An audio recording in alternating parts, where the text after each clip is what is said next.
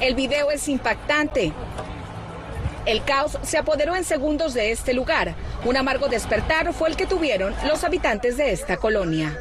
Muy fuerte el estruendo, o sea, la casa se hizo así como timbró y pues nos despertó, ¿verdad? Muy temprano y nos asomamos y había humo. Lo que sí es raro es que no olía gas. Se trata de la casa donde descansaban los policías asignados a la seguridad del fiscal general de Coahuila. Las autoridades han descartado un atentado. Una fuga de gas es la línea principal de investigación. Eso es muy lamentable.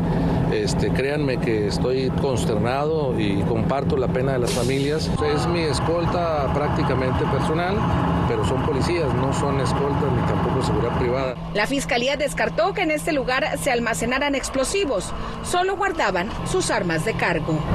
Los trabajos en este lugar continúan. Estaremos al pendiente del avance de las investigaciones. Regreso con ustedes al estudio.